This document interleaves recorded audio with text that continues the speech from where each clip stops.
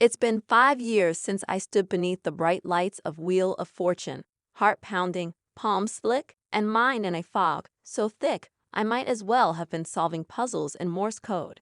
And yet, I can't go a week without someone reminding me of that moment. Yes, that one, when I made what is now referred to in some dark corners of YouTube as the worst solve in game show history. Let me back up. In 2019, I was a middle school English teacher with a lifelong love for word games and a secret dream of spinning the wheel alongside the iconic Pat Sajak. When I got the call from the show, I screamed. Then I immediately regretted not practicing more. But I told myself, you're an English teacher, you've read Shakespeare and deciphered 8th grade essays written in Comic Sans. You've got this. And for the first few rounds I did. I spun wisely, called solid consonants, even bought vowels like a seasoned veteran. Pat cracked a few jokes my way and I held my own. It was all going swimmingly until it wasn't. The category was phrase. The board looked like this.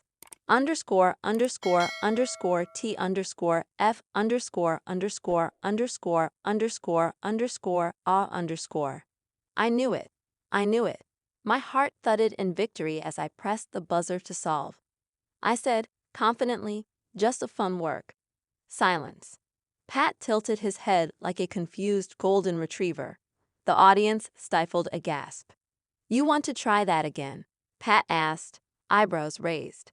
I blinked. That's not what I meant to say. I was aiming for just for fun work, which, looking back, still wasn't correct. The actual puzzle? Out of your gourd. Of course it was. Pat gave me a sympathetic smile, the kind a dad gives when you failed your driving test for the 3rd time. That was an interesting guess, he said gently, and I nodded like someone who had just realized they tried to microwave soup in a metal bowl. The clip went viral.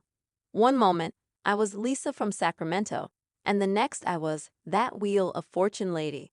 I was a meme, a Twitter thread, a cautionary tale. My 8th graders immortalized the moment in a mural outside my classroom.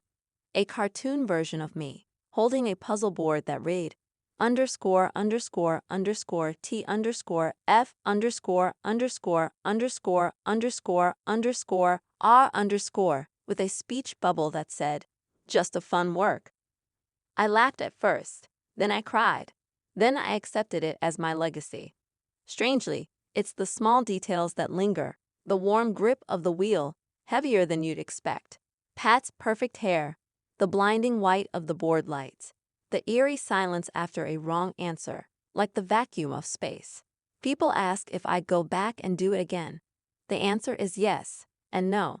Yes, because there's nothing quite like living out a lifelong dream, no matter how it ends. But no, because Pat Sajak now lives in my nightmares, softly whispering, just a fun work, as I try to sleep.